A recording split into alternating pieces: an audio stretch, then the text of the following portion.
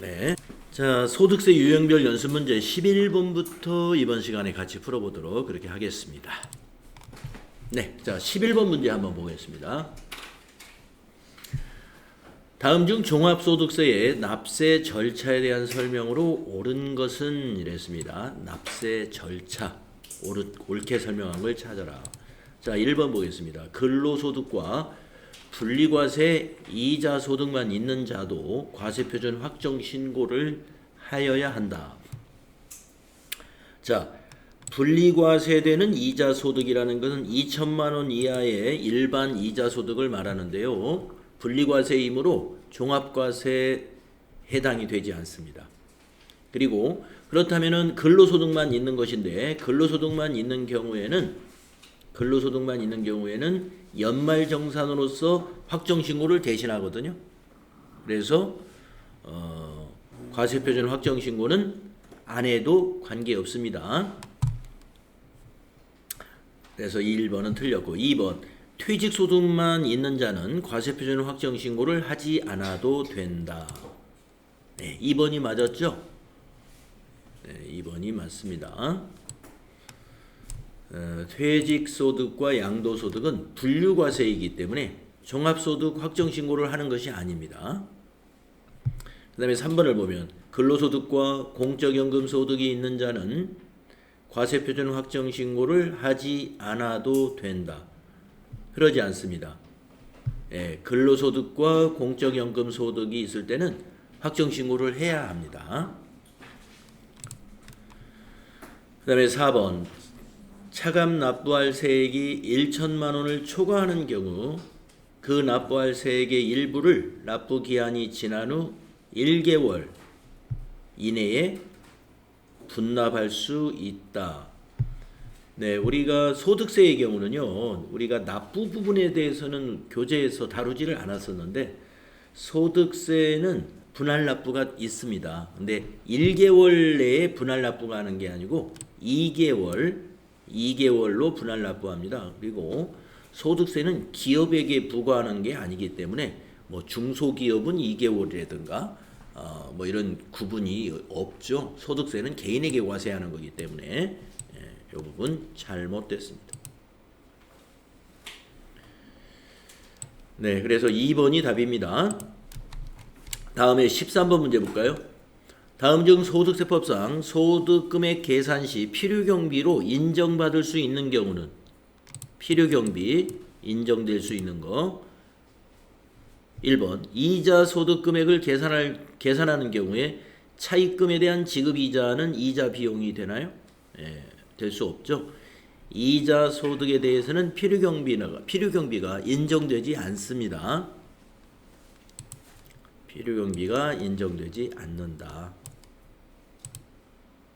다음에 2번 연금 소득 금액을 계산하는 경우에 은행에 지급한 수수료 연금 소득은요 연금 소득 공제라는 걸 이용을 하죠. 연금 소득 공제 제도를 이용합니다. 그러니까 실제 필요경비 이런 거를 비용으로 인정하지는 않습니다. 근로소득 금액을 계산하는 경우에 업무상 출장 비용 근로소득 금액을 계산할 때도 근로소득 공제라는 일률적으로 적용하는 기준에 따라서 적용을 합니다. 4번 사업소득 금액을 계산할 경우 사업자 본인의 건강보험료 건강보험료는 비용으로 인정이 됩니다. 그래서 4번은 필요경비에 포함이 되겠습니다. 사업소득에 대해서 사업자 본인의 건강보험료는 판매관리비로 비용 처리할 수가 있어요. 보험료라는 판매관리비로. 그러나 사업자 본인의 급여는 우리가 이 회계에서는 급여를 비용 처리할 수 있죠. 사업자 본인의 급여를. 그러나 우리 소득세법에서는 사업자 본인의 즉 사업자 대표의 급여는 비용 처리를 할 수 없게끔 돼 있어요. 그것도 참고를 알아주시고 그러나 건강보험료 직장 건강보험에 가입해가지고 건강보험료를 직원 거도 내고 대표자 거도 내잖아요. 그거는 비용 처리가 가능합니다. 그래서 4번이 답이 되겠습니다. 다음에 15번으로 가보겠습니다. 다음 중 소득세법상 납세 의무자에 대한 설명으로 옳지 않은 것은 납세 의무자 옳지 않은 거 1번 소득세법상 거주자는 국내에 주소를 두거나 183일 이상의 거소를 둔 개인을 말한다. 맞죠? 2번 거소는 주소지 외의 장소 중 상당 기간에 걸쳐 거주하는 장소로서 주소와 같이 밀접한 일반적 생활관계가 형성되지 아니한 장소를 말한다. 맞습니다. 거소에 대한 설명 이렇게 하는 게 맞죠. 다음에 3번 국내에 거소를 둔 기간이 1과세 기간 동안 183일 이상일 경우에는 거주자로 본다. 맞죠? 4번 국내에 거소를 둔 기간은 입국한 날부터 출국한 날까지로 한다. 이게 잘못됐는데요. 우리가 기간을 따질 때는 입국한 다음 날부터 하루를 칩니다. 입국한 날은 1일로 치지 않아요. 그래서 거소기간을 따질 때 입국한 날부터 다음 날부터 출국한 날까지로 기간을 센다는 거. 4번이 틀렸네요. 이거는 우리 본문 교재에 있긴 있었습니다. 아마 우리가 이걸 그냥 슬쩍 잊고 지나갔을 것 같아요. 자, 4번이 옳지 않다. 다음에 17번 보겠습니다.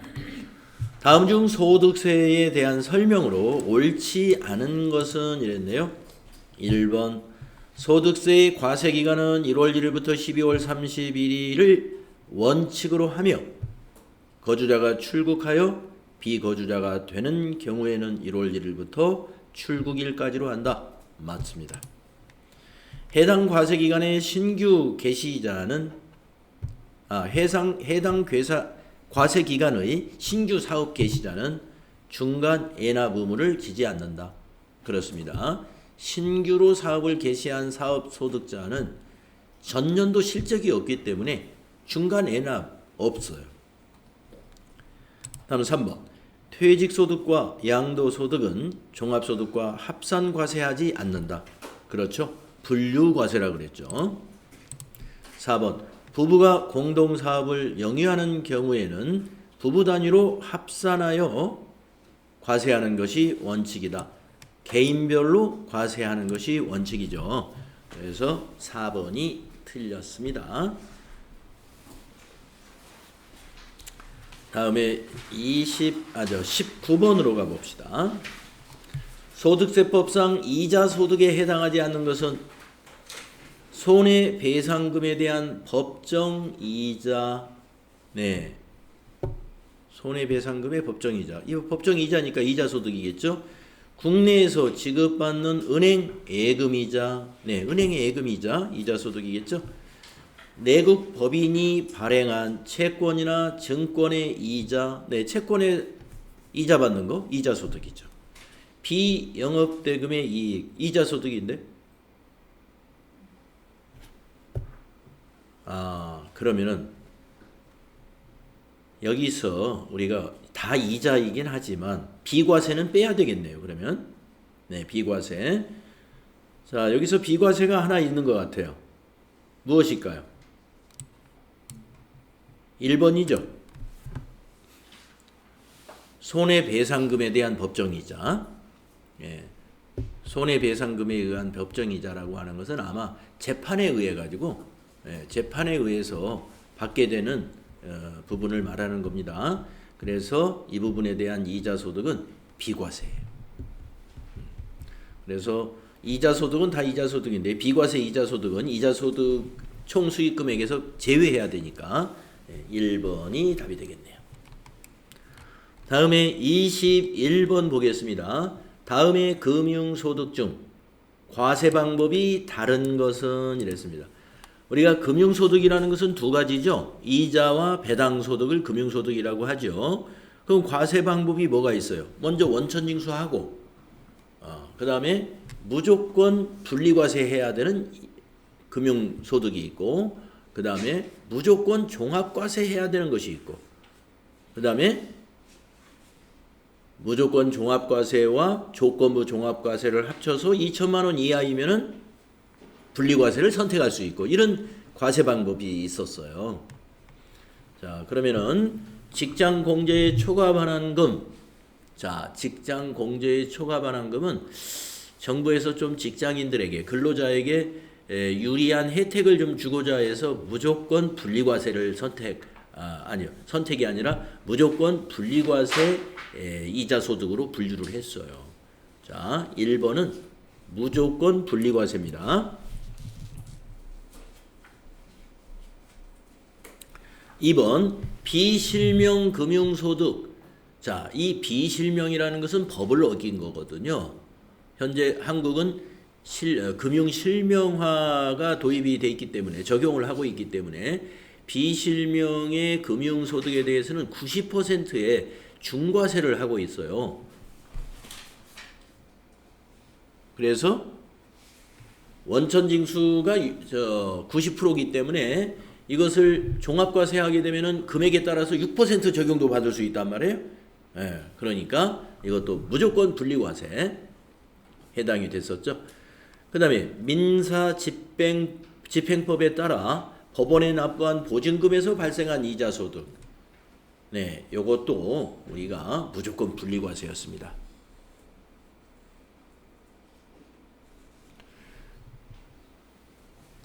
자, 그 다음에 4번에 있는 거, 출자 공동사업자의 배당소득은요, 무조건 종합과세의 항목이었어요. 요게 무조건 종합과세. 자, 그래서 여러분 교재에 요게 표가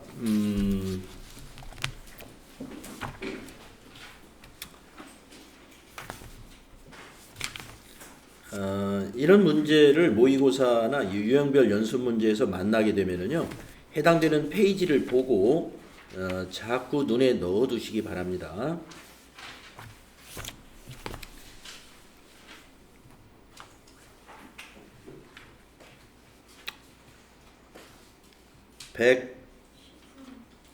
(113페이지) 그리고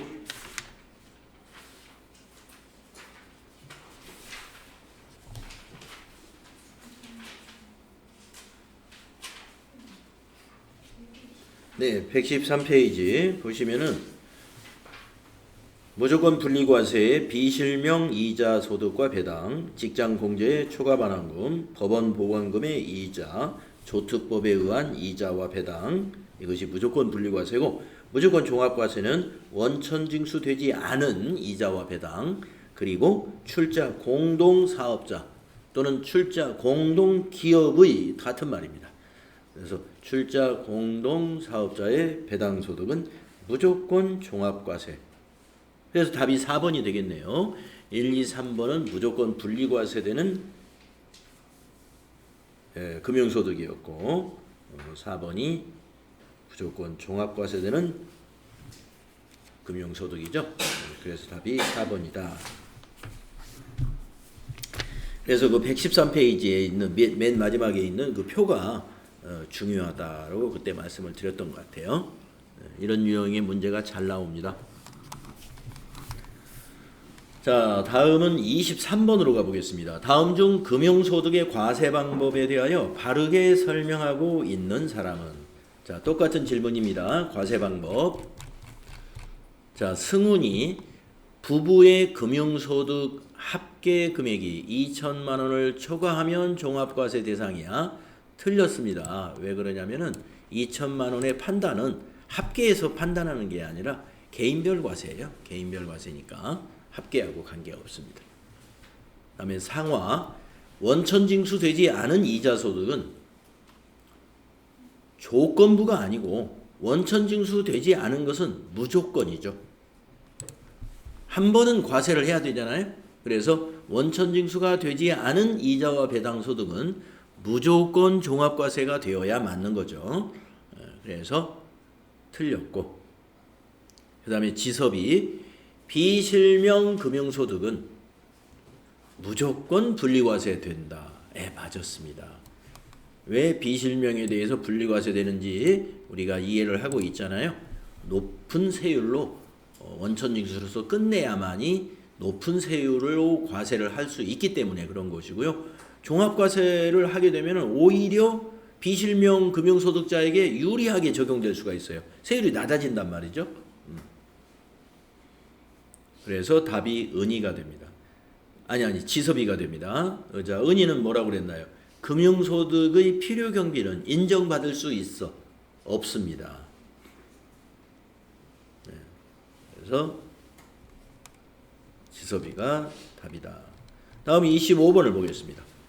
다음 중 소득세법상 금융소득에 대한 설명으로 옳지 않은 것은 옳지 않은 것 찾아보겠습니다. 직장공제의 초과반환금은 무조건 분리과세 맞았죠. 이자소득과 배당소득은 필요경비가 인정되지 않는다 맞았죠. 외국법인으로부터 받은 원천징수 대상이 아닌 현금배당은 조건부 종합과세 대상이다. 원천징수 대상이 아니라는 것은 원천징수를 안 했다는 거예요. 그러면 조건부가 아니라 무조건 종합과세 해야 됩니다. 그렇게 보여집니다. 그럼 4번 한번 봅시다. 맞았는지. 은행 정기적금 이자 수령액이 연간 2천만 원을 초과하는 경우 종합과세 대상이다. 그렇죠. 자, 그래서 3번의 설명에서 원천징수 대상이 아니라고 하는 요 표현을 원천징수가 안 된 외국법인으로부터 받은 이자라고 생각하시면 되겠습니다. 그러면 무조건 종합과세 된다. 다음에 27번 보겠습니다. 다음 중 금융소득에 대한 설명으로 옳은 것은 1번 통지예금의 이자는 약정에 따른 이자 지급 개시일을 수입시기로 한다. 통지예금은 인출일을 수입시기로 본다라고 우리 정리된 표가 있었어요. 이 수입시기가 상당히 복잡해요. 그런데 기억이 납니다. 통지예금은 인출일이 수입시기였어요. 자, 2번 출자 공동사업자의 배당소득은 조건부 종합과세 배당소득에 해당한다. 틀렸죠. 아까 우리가 출자 공동사업자의 배당소득은 무조건 종합과세입니다. 3번 실지 명의가 확인되지 아니하는 금융소득은 무조건 종합과세 대상이야. 실지 명의가 확인되지 않는다는 것은 비실명이죠. 이거는 무조건 종합과세가 아니라 분리과세죠. 분리과세. 틀렸고. 4번 법인세법에 의하여 처분된 배당은 해당 법인의 사업연도 결산 확정일을 수입시기로 한다. 이게 맞았습니다. 우리가 법인세법에 따라서 처분된 배당은 결산 확정일을 수입시기로 보는 것으로 우리가 정리했었습니다. 그래서 옳은 것은 4번이다. 다음에 29번 보겠습니다. 다음 중 소득세법상 사업소득에 대한 설명으로 옳지 않은 것은 자 1번 논밭을 작물 생산에 이용하게 함으로써 발생하는 소득은 비과세 사업소득이죠. 2번 사업소득 중 연말정산 대상 사업소득은 분리과세 대상이다. 연말정산 대상 사업소득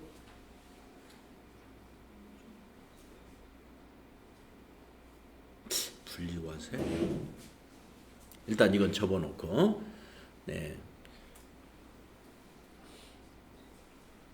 사업소득은 원칙적으로 분리과세가 연말정산 그것만 분리과세인 것 같다. 맞네. 자 아니다. 소규모 주택 임대소득 하나만 분리과세이고 나머지는 다 종합과세인데요. 맞아요. 자 2번 틀린 것 같고요. 그러면 답이 2번이 되나요? 그럼 3, 4번 맞았는가 봅시다. 부동산 임대업은 사업소득에 해당하나 지역권 또는 지상권에 설정되어 함으로써 발생하는 소득은 기타 소득에 해당한다. 네, 맞았죠? 다음에 4번. 사업소득 중 원천징수 대상인 의료보건 용역의 소득세 원천징수 세율은 수익금액의 3%이다.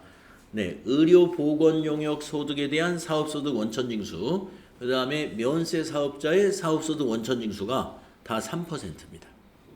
네, 여러분 115페이지에 원천징수 표가 하나 있었는데요. 115페이지 한번 열어보시면은 거기 사업소득 과세 방법에 원천징수되는 게 4가지가 소개가 되어 있었습니다. 5가지. 예, 그 중에 첫 번째 줄, 두 번째 줄이 의료보건 용역하고 부가가치세 면세 대상 인적 용역이었어요. 그래서 제가 만약에 강사료를 받게 되면은 3.3% 공제받고 강사료를 받고 있다. 이렇게 말씀을 드렸죠.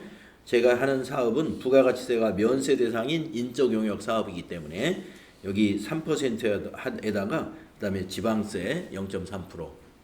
마찬가지로 의료보건 용역도 마찬가지예요. 간호나 의사들의 진료 용역도 마찬가지다. 그 다음에 외국인 직업운동가 20%, 봉사료 수입 5%, 그 다음에 노점상의 그 납세조합 원천징수는 5% 이렇게 되어 있었습니다. 그 다음에 그 밑에 종합과세 부분에 보면은 소규모 임대소득은 분리과세 하지만 하나 그 외의 사업소득은 원천징수를 하더라도 종합과세한다. 그렇기 때문에 아까 연말정산 대상 사업소득 이것도 종합과세 대상이 되는 것입니다. 자, 그래서 옳지 않은 것, 옳지 않은 것 2번이었습니다.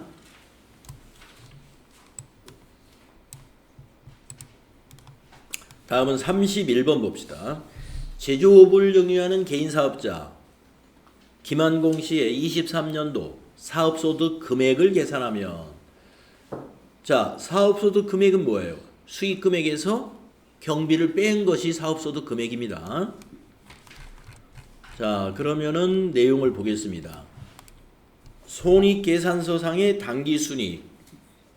자, 사업소득 금액은 요 당기순이익과 아주 비슷한 것입니다. 라고 말씀을 드렸어요. 자, 그러나 당기순이익하고 일치하지는 않습니다. 그랬습니다. 그래서 소득세 신고할 때 사업소득이 있는 자는 사업소득에 대한 세무조정이라는 걸 좀 한다고 그랬어요. 입금불산입이라든가 손금불산입 또는 손금산입, 입금산입 이러한 작업을 해주는 거예요. 자, 그러면은 나번을 보겠습니다. 손익계산서에 포함된 수익 항목 중 예금의 이자 수익이 있어요. 이거는 이자소득으로 과세하는 거예요. 네, 이자소득으로. 그래서 손익계산서에 이자 수익으로 잡혀 있으면 그 사업자 개인의 이자 소득으로 분리해서 금융소득으로 과세합니다. 그래서 이거는 수익에서 뺍니다. 수익에서 빼준다. 자, 수익 항목 중에서 두 번째, 거래 상대방으로부터 받은 장려금.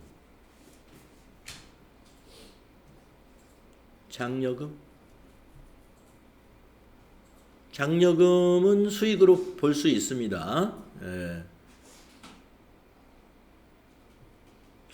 자, 요거 일단 200만 원 하나만 한번 빼봅시다. 그러면은 수익 금액에서는 이제 200만 원이 빠지니까 당기 순이익이 200만 원이 줄었을 거고요. 그 다음에 비용 항목을 보겠습니다. 소득세 500만 원. 소득세는 소득세법에서 비용으로 보지 않아요.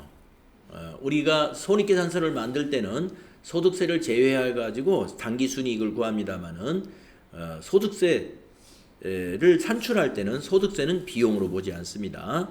그래서 이것을 빼줘야 돼요. 이것도 비용에서 빼줘야 되니까 비용에서 빼주면 이익이 감소하는 거예요. 요거 감소가 되고 이것도 이익이 감소가 되겠습니다. 그 다음에 김한공 씨 배우자에 대한 급여 격리부서에서 근무를 한다. 김한공 씨가 지금 대표자잖아요. 대표자의 급여는 우리가 비용 처리를 못합니다만은 부인이 즉 배우자가 실제로 근무하고 있다. 그러면 급여로 비용 처리할 수 있는 것입니다. 자, 그러면 이게 맞았을지 모르겠는데 두 개가 700만 원이잖아요. 그러면 당기순이익이 700만 원 줄으면 1억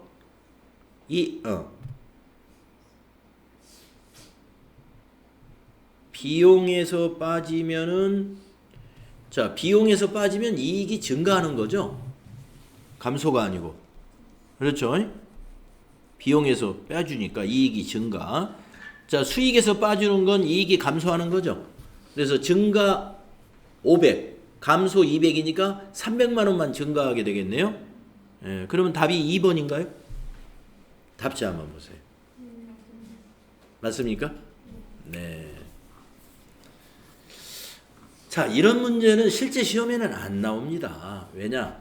이 출제 범위가 아니에요. 이게 소득세 세무 조정에 관한 것이기 때문에 우리 본문 교재에서 소득세 세무 조정 안 나왔잖아요. 네.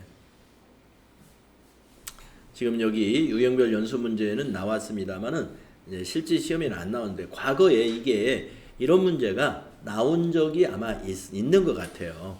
있는 것 같으니까 자, 중요한 거가 한두 가지만 알아두세요. 이런 이자 수익 같은 거. 이자 수익은 우리가 회계 처리할 때는 회사의 영업의 수익으로 봅니다. 재무회계상 그 기업에 대한 그 손익계산서를 만들 때는 이자 수익으로 봐요. 근데 자, 회사의 통장이 뭐로 돼 있을까요? 대표자 이름으로 통장을 계산하잖아요. 그래서 우리가 소득세를 우리가 과세할 때는 이자 소득은 그 대표자의 개인의 이자 소득이나 금융소득, 이자 소득으로 분리해서 그건 이자 소득으로 과세를 합니다. 그러니까 수익으로 안 봐요. 사업소득 계산할 때는, 사업소득 금액 계산할 때는 그거 잘 챙겨 놓으시고, 그 다음에 우리가 손익계산서 만들 때 소득세를 세전 이익에서 소득세 빼가지고 당기순이익을 계산합니다. 하지만 소득세 신고할 때는 소득세는 비용에서 빼지 않아요. 비용으로 보지 않는다. 그거 하나 기억해 두시고, 그 다음에 또 하나 맨 마지막에는 배우자의 지금 급여라고 했습니다만은 그 배우자의 급여는 그러니까 가족의 급여는 가능합니다. 비용 처리하는 게 근무를 하고 있으니까. 근무를 안 하는데 비용 처리하면 그건 안 돼요. 그건 비용으로 처리할 수 없는 거지만, 그 다음에 그러나 대표자의 급여는 근무를 하더라도 비용 처리 안 합니다. 할 수 없어요. 뭐 당연히 대표자니까 근무하죠. 그래서 대표자의 급여는 비용으로 처리할 수 없다. 이런 거 좀 기억해 주시면 되겠어요.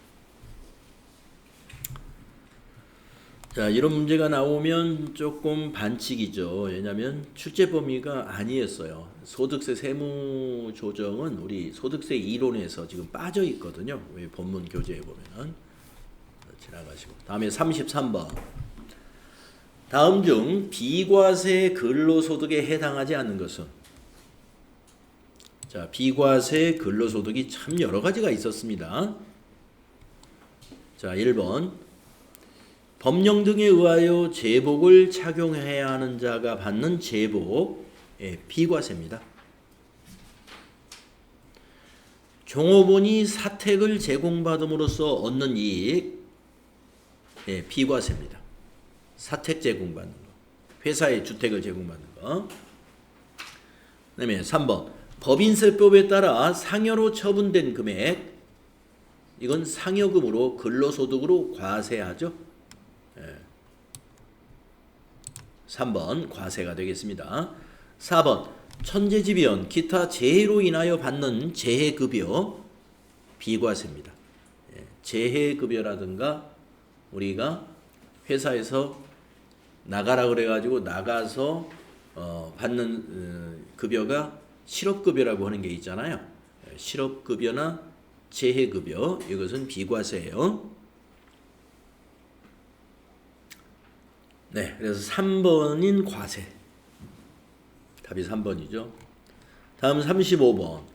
소득세법상 비과세 근로소득이 아닌 것은 1번 고용보험법에 따라 받는 실업급여, 실업급여 비과세. 2번 전투경찰 순경이 받는 급여. 이거는 옛날에 의무경찰, 의무경찰 우리 군인과 마찬가지예요. 그 징집받은 군인의 급여나 마찬가지입니다. 징집받은 군인의 급여는 비과세입니다. 직업군인의 급여는 과세죠. 근로소득으로 보는데 그 의무적으로 근무하는 징집받은 군인이라든가 전투경찰 같은 경우의 급여는 비과세예요. 그다음에 3번 종업원이 받는 자녀의 학자금. 자녀의 학자금 과세입니다. 자녀의 학자금은 과세고요. 근로자 본인의 학자금은 비과세가 있습니다.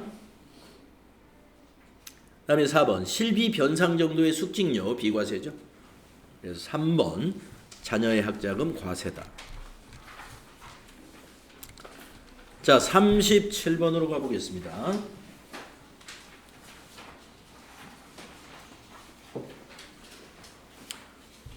다음은 주식회사 한공 중견기업인데요. 영업부장으로 근무하고 있는 김한공 씨가 23년에 회사에서 지급받은 금액의 이익입니다. 금액 및 이익입니다. 다음 중 소득세 과세 대상 근로소득에 해당하는 것을 모두 고르면, 자, 소득세 과세 대상 근로소득을 모두 골라라 그랬습니다. 여러분 여기 중견기업이라고 하는 게 있는데 중소기업보다 큰 기업입니다. 중소기업보다 큰 기업. 그래서 중소기업보다 큰 기업이 중견기업, 대기업이 있어요. 그러니까 중견기업은 중소기업이 아닌 중소기업보다는 규모가 큰 기업이다. 이렇게 보셔야 됩니다. 그러면 소득세 이론에서 이런 중소기업, 중견기업을 왜 구분을 하느냐? 이 근로소득 과세 여부에서 주택 관련된 것이 있어서 그래요. 그래서 우리가 주택 임차 지원금이라든가 주택 구입 지원금을 기업에서, 즉 회사에서 무이자 또는 아주 저렴한 이자로 빌려주었을 때 거기에 대한 이득에 대하여 과세를 하느냐 과세하지 않느냐, 그 판단이 중소기업 직원이냐 중소기업이 아니냐로 판단을 하는 거예요. 중소기업이나 그 소기업들은 비과세예요. 그런데 중소기업이 아닌 중견기업이나 대기업의 경우는 과세입니다. 그래서 여기서 중견기업이라고 했어요. 그 다음에 중소기업이라고 하더라도 종업원이 비과세고요. 임원은 과세입니다. 임원. 경영자를 포함한 임원. 임원은 과세. 자, 그것 때문에 여기서 중견기업 또는 중소기업 또는 대기업 이런 구분을 해놓을 수가 있어요. 자, 그러면 과세 대상 소득 찾아보겠습니다. 가번 여비 명목으로 받는 월액의 급여. 자, 실비 변상적인 여비 급여라고 한다면은 비과세입니다만은 명목은 여비인데 월액이라고 했습니다. 월액이라는 것은 매월 일정하게 주는 거거든요. 실비가 아니죠. 그래서 과세. 자녀의 학자금 과세죠. 다번 주택 구입에 소요되는 금액을 무상으로 대여받음으로써 얻은 이익 중견기업이니까 과세죠. 라번 식사의 제공을 받지 않고 수령한 20만 원의 식대. 네. 식사 제공 안 받았으니까 월 20만 원까지는 비과세입니다. 그래서 라번은 비과세 적용이 되죠. 그러면 가나 다가 답입니다. 3번.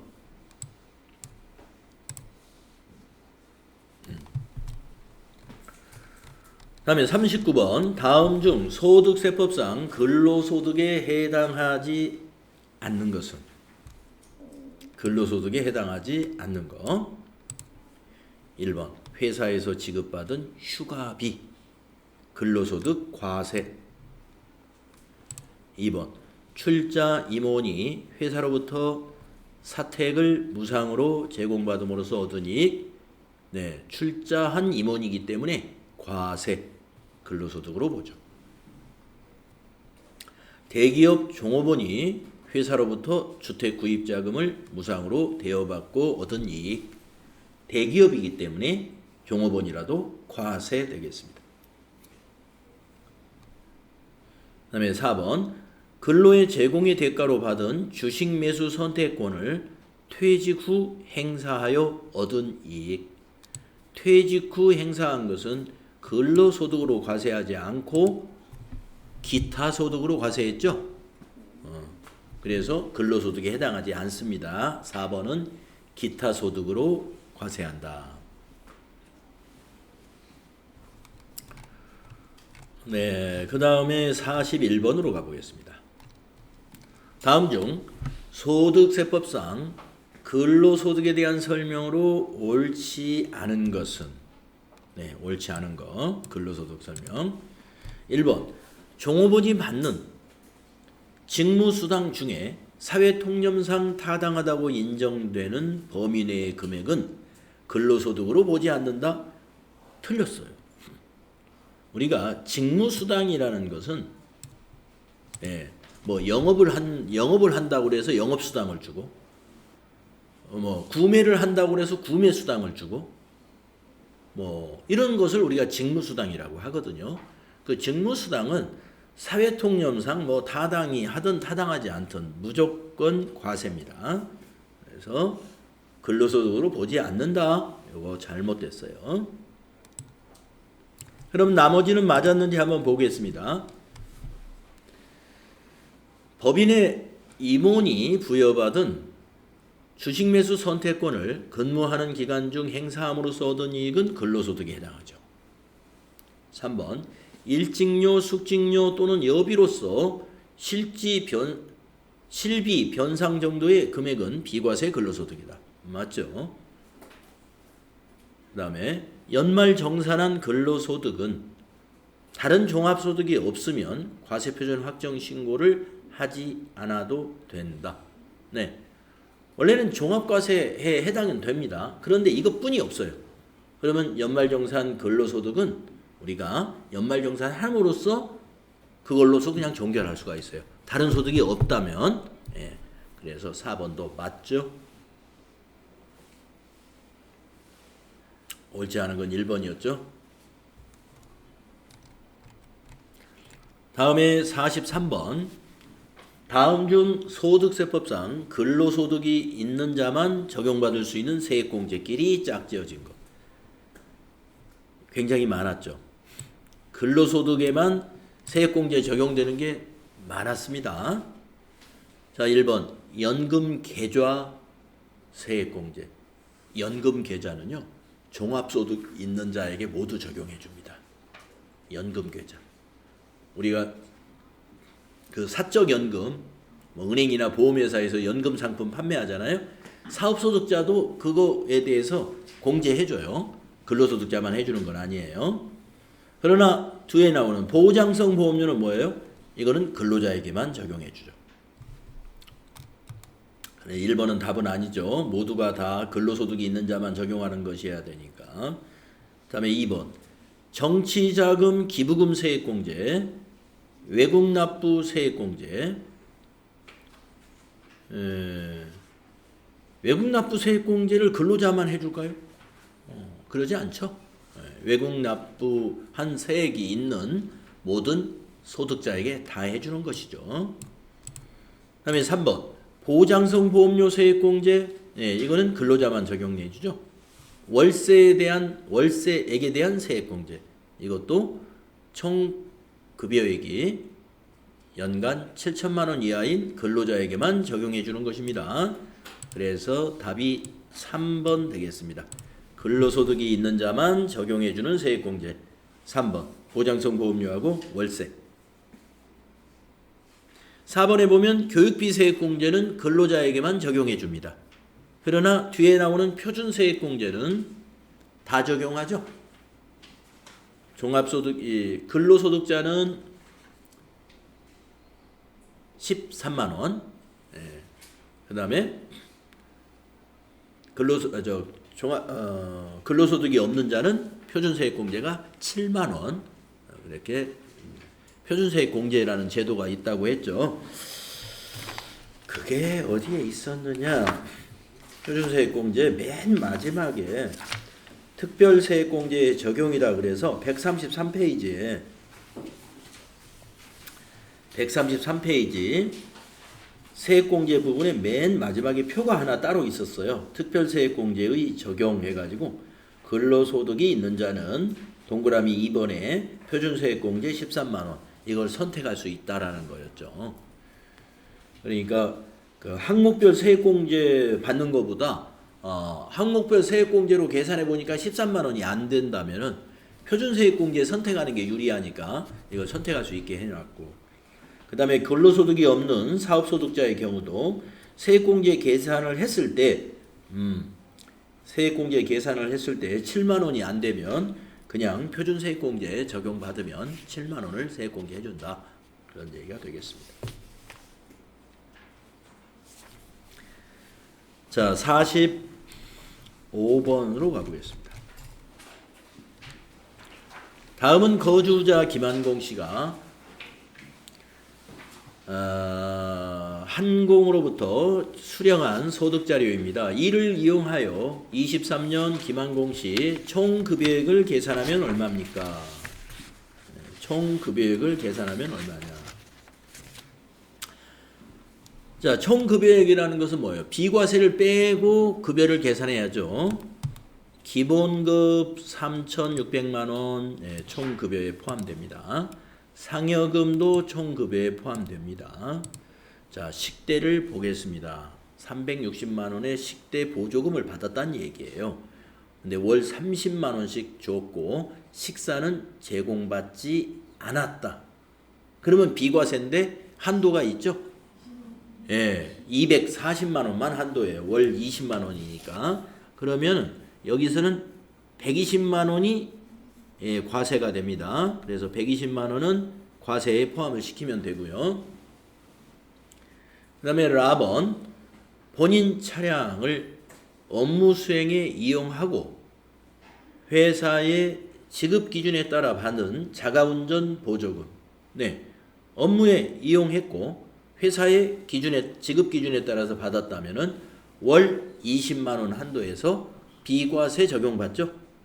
그럼 여기도 식대와 마찬가지로 120만 원은 과세입니다.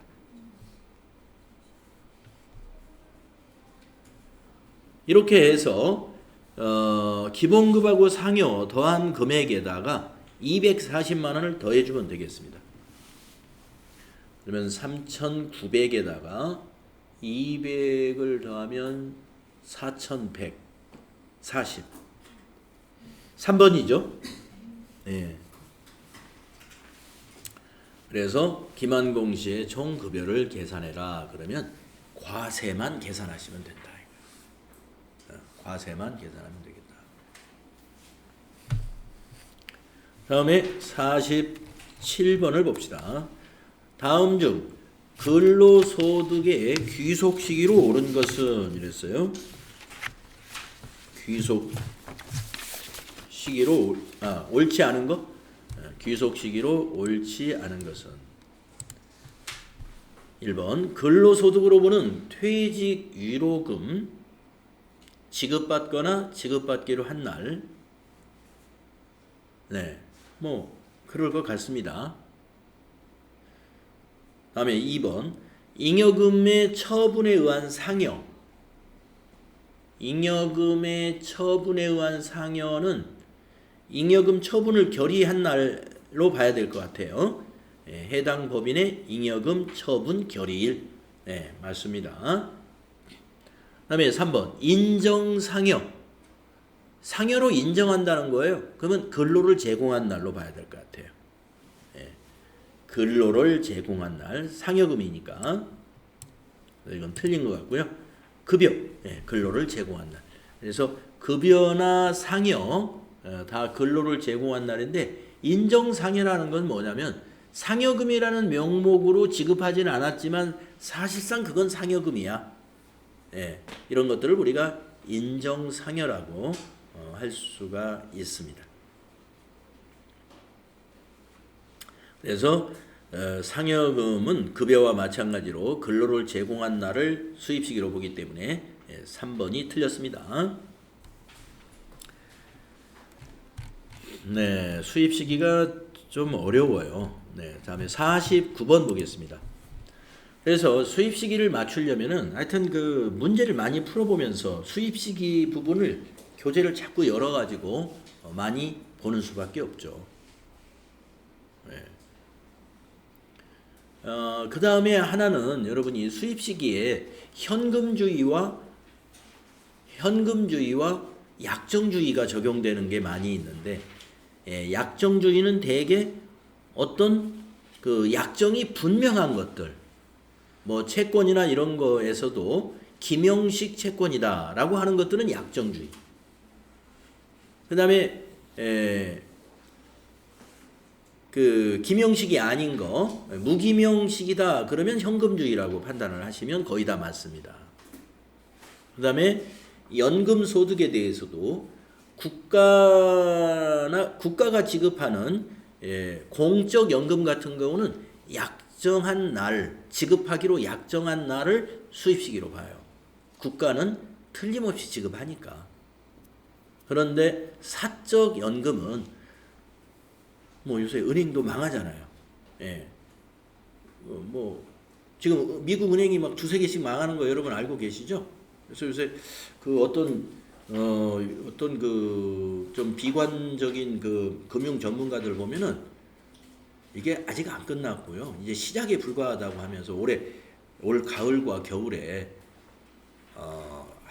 한국에도 그러니까 미국 그 우방 국가들 분명히 영향이 온다. 이렇게 예측하는 사람들 많이 있어요. IMF처럼 세게는 안 오지만은 이게 지금 날개짓이 물 밑에서 엄청나게 일어나고 있기 때문에 이걸 미국이 과연 막을 수 있겠느냐, 못 막을 거다 이렇게 예측하는 사람들이 많이 있더라고요. 그래서 자,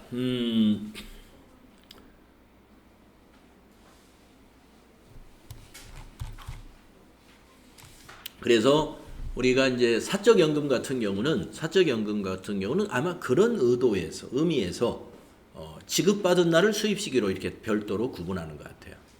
그래서 그런 것들을 여러분이 기억을 해두면 보기 4개 중에서 틀림없이 맞는 거 한두 개만 알게 되면은 또는 틀림없이 틀리는 거 한두 개를 여러분이 판단할 수 있으면 거의 다 몰라도 답을 찾을 수 있어요. 자, 49번을 보겠습니다. 다음 중 소득세법상 일용근로소득에 대한 설명으로 옳지 않은 것은?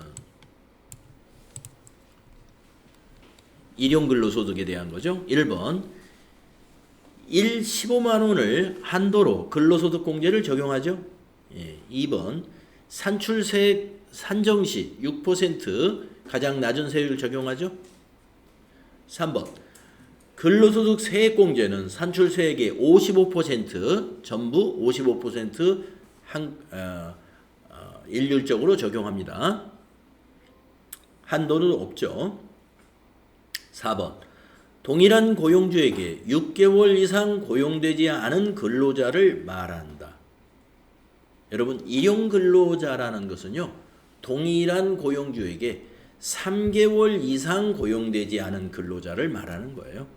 6개월, 이게 잘못됐네요. 일용근로자라는 것은 동일한 고용주에게 3개월 이상 고용되지 않은 근로자를 일용근로자라고 한다. 4번이 틀렸습니다. 자, 51번까지 하고 우리 쉬었다 하겠습니다. 다음 중 소득세법상 일용근로자의 소득에 대한 설명으로 옳지 않은 것은 일용근로자 소득입니다. 1번 일용근로자의 근로소득이 1일 15만원 이하인 경우 부담할 소득세는 없죠. 왜냐하면 전부 소득 공개해버리니까. 2번 일용근로자의 산출세액은 근로소득 과세표준의 기본세율 6에서 42%를 적용한다. 잘못됐습니다. 6% 단일세율로 적용하죠. 그래서 2번이 옳지 않습니다. 3번 일용근로자의 근로소득 세액공제는 산출한 세액의 55%를 공제합니다. 맞고. 4번 일용근로자의 근로소득은 항상 분리과세하죠. 그래서 일용근로소득은 항상 분리과세에 해당이 됩니다. 아까 근로소득 아까는 사업소득 얘기였죠. 그래서 우리 근로소득 중에서 일용근로자의 근로소득은 항상 무조건 분리과세된다 하는 거 기억하십시오. 자, 좀 쉬었다가 다음 시간에 그 다음 53번부터 해보도록 하겠습니다.